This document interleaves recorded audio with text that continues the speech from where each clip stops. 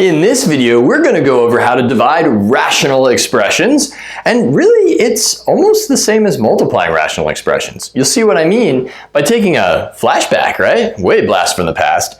If I divided 3/4 divided by 5 over 6, what I'm really doing is taking 3/4, right? You're keeping that, you're changing the sign, right? Or flipping the sign. So a lot of people say keep, change, flip, and then you are multiplying by the reciprocal.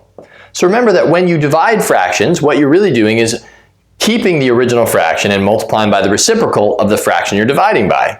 And then from there, what we do is we look for common factors. So that would be 2 goes into 4 twice, and then into 6 3 times. And now that we have no more common factors, we multiply across, which is the same thing we were doing in earlier videos when we were multiplying rational expressions. So the only difference with dividing rational expressions, we have to flip that second fraction and multiply by it. Now, for a reason why you multiply by the reciprocal, check out my earlier videos in pre-algebra that goes over why you multiply by a fraction's reciprocal when you divide by a fraction. And that's way earlier in pre-algebra. It's cool stuff. Okay, so let's jump into this. Now, all we're going to do is treat it the same as the earlier problems we were working on with multiplying rational expressions. So I'm going to keep 20x minus 5 all over x minus 6 exactly as it is. You're going to multiply by the reciprocal here. Now, an interesting thing happens, and I'm going to talk to you about that, and it has everything to do with the restrictions. We'll get to that one shortly. Okay, so now we've multiplied by the reciprocal. I've flipped that entire fraction. Sweet. So now all I have to do is factor everything like I normally solve a multiplication problem. Okay, so I'm going to factor out the GCF here. That would be 5. So that's going to be 5 times 4x minus 1 all over x minus 6 has nothing besides 1 to factor out. And then I'll factor out the numerator here. The numbers that multiply to negative 24 that add to negative 2 would be negative 6 and 4. And again, if you're having trouble factoring, go back to my videos in Chapter 9 of the Algebra 1 course and remember to factor that way. Because right now I'm assuming you know it. Okay, so now we factor out a GCF of 10, which leaves me with 2x plus 3. Okay, all right, so let's see what factors out, if anything, here. So a couple of things. First things first, I look for my restricted values, right, stating the restrictions. So the restrictions come from any denominator, anywhere in the problem that could equal 0. That's where you have to be careful. This used to be a denominator, now it's a numerator, which means originally we would have had zeros in the denominator. So your restrictions are going to come from here, because it was a denominator, here, because it's currently a denominator, and here. Anything that was ever a denominator is where you look for the restrictions. Okay, so, and that's, by the way, because you would have been dividing by 0 at some point. So we've got restrictions where x cannot equal 6. Here, that's the same restriction. X can't equal negative 4, because that would have made this 0 here. We flipped it. And then 2x plus 3 can't equal 0. I'll do a little bit of side work. So 2x plus 3 cannot equal 0. We subtract 3, and then divide by 2. And that gives you x equals negative 3/2.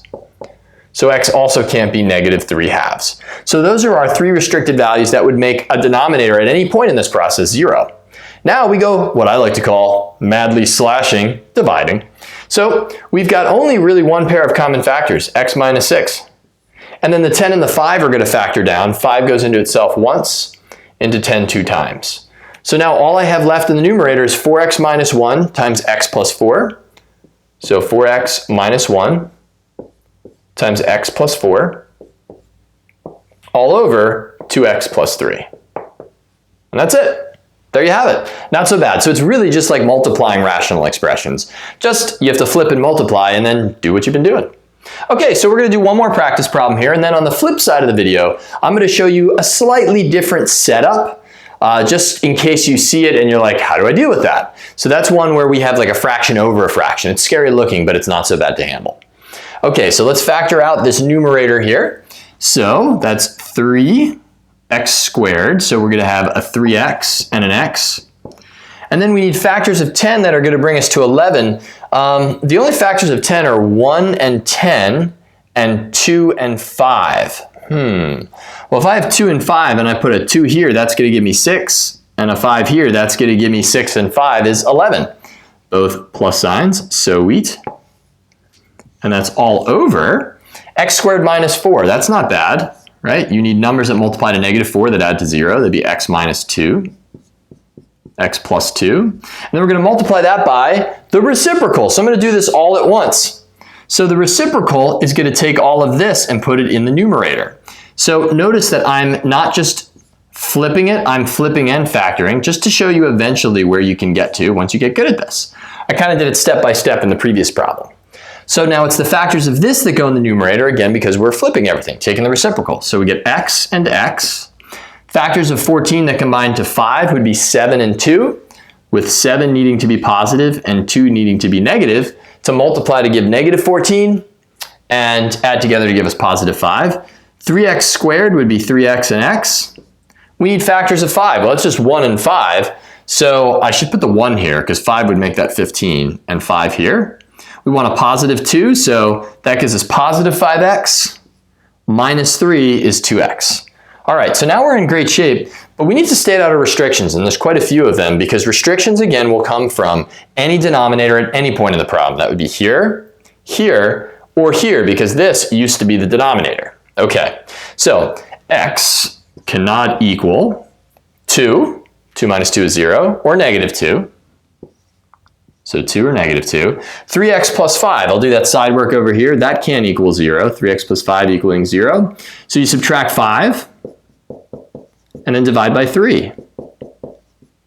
Nice. So -5/3 x cannot equal. X can't equal -7. That would make that 0. Whoa, there's a lot of restrictions. X can't equal 2, which we already have, or 1. So remember, because this used to be a denominator, we've got to consider those as restrictions. Restrictions from the current denominator and this one over here. Whew, it's a lot. Now we go and divide out. So the x minus 2 factors are in common. X plus 2 factors divide out and give us 1. They're in common. Ooh, 3x plus 5.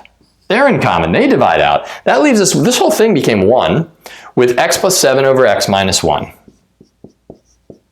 What that means is, if you were to divide this by that and plug in x values, as long as you don't plug in these x values here, this expression will give you the same number that that one would. And I would much rather deal with this than with all of that. I'm gonna put a comma there to be proper. All right, peeps, if you wanna stick around, the later part of this video, I'm just gonna show you how to do the first step in solving out, well, an expression that looks a little different. It's a fraction over a fraction, but it's really no different than what we just did. I'll see you on the flip side. Here we are on the flip side of the video where I'm going to go over another division of rational expressions problem that looks a little bit different. Here we have 2 over x plus 7 divided by or over x plus 3 over x squared minus 49. It's a lot of fraction bars. It freaks people out. But what are we actually dealing with? Well, think of it this way. You've got basically a fraction here and a fraction there. So that's a numerator divided by a denominator. So we can actually rewrite this as, let's do it this way. 2 over x plus 7, that's the numerator, that upper fraction, and then that middle fraction bar, this part is division, fraction bars are division, divided by x plus 3 over x squared minus 49. And so now you've turned it into a much, I think, more palatable, right, more digestible problem, something that's easier to see. So now we just solve it like normal. So we're going to flip this fraction.